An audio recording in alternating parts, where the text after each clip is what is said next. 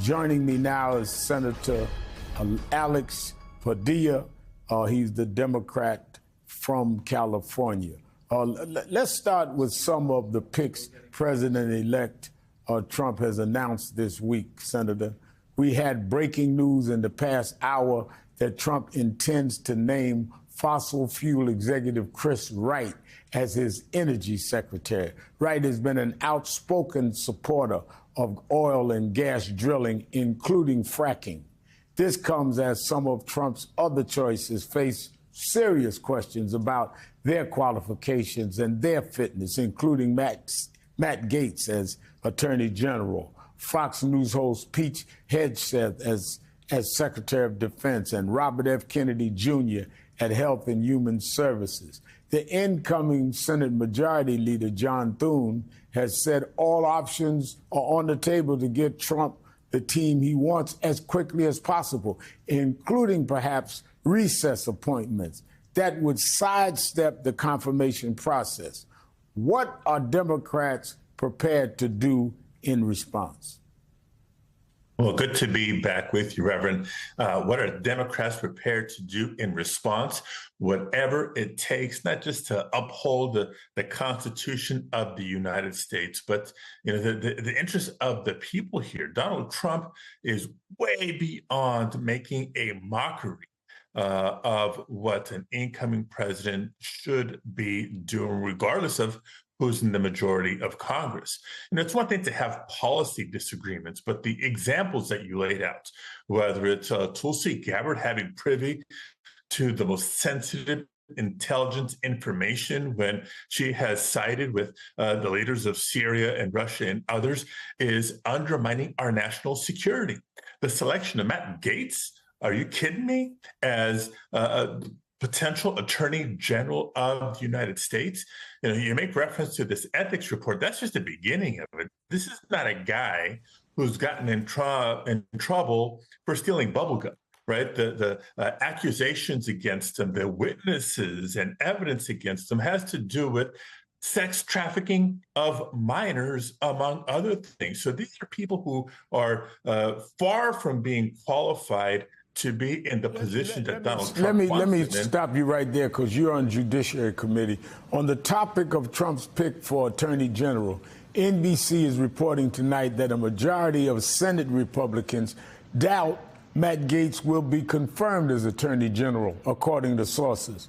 Yesterday, House Speaker Mike Johnson asked that the House Ethics Committee not release its report on Matt Gaetz's conduct while in Congress. He also said he'd block the Senate Judiciary, on which you sit, from viewing the report's investigation of allegations of misconduct on Gaetz's part, including the possible sex trafficking of a minor that you referred to. A federal investigation brought no charges against Gaetz, who has denied all wrongdoing. Still, he has resigned just before the report was slated to be released. Senator, if there's nothing damaging in the report, why won't they let it out?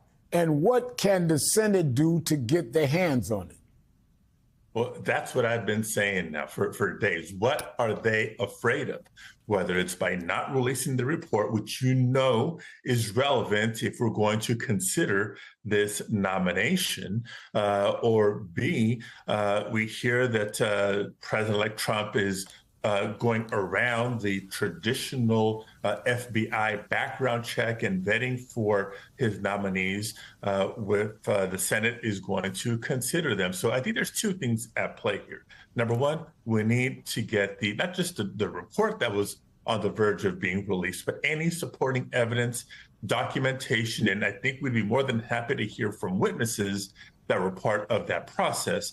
But at the same time, we cannot let Senate Republicans off the hook. This is a major test of them. Are they loyal to Donald Trump, or are they loyal to the Constitution and their oath of office? I've seen the reports, too, that there's many Republicans who don't think Gaetz will be confirmed. I need to hear that in public, because to say behind closed doors, off the record, is one thing, but the big test will be when these unqualified nominees are before us. Are they willing to stand up to Trump and vote no? Now, staying with Gaetz, the former Florida congressman has long been associated with efforts to change, to rewrite history about January 6th, pushing unfounded claims about federal agitators in the crowd. He has also taken up the case of January 6th defendants who claim they've been mistreated, including those held in the D.C. jail. According to Just Security, nearly all of these inmates have been charged with assaulting law enforcement officers. President Trump has spoken about pardoning these prisoners, even calling them hostages. What kind of signal would that send to the American people? Again, for a party that claims to be the party of law enforcement and respect for the rule of law, they're doing anything but. January 6th was not a walk in the park. It was a day where there was a violent, deadly insurrection in our nation's capital, and everybody involved with that violence has to be held to account. The legal system has been working. Many people have been convicted, and they're serving a variety of sentences. So for President Trump to come in and just pardon everybody is an affront and the ultimate disrespect to the women and men in law enforcement that were, serving and sacrificing so much on that very, very dark day in our nation's history. Now, while we have a little bit of time, Senator, in the lead up to Trump returning to the White House, Democratic lawmakers are doing what they can to protect their states, and that includes you and California Governor Gavin Newsom. What are you going to do, and how are you doing it? Right.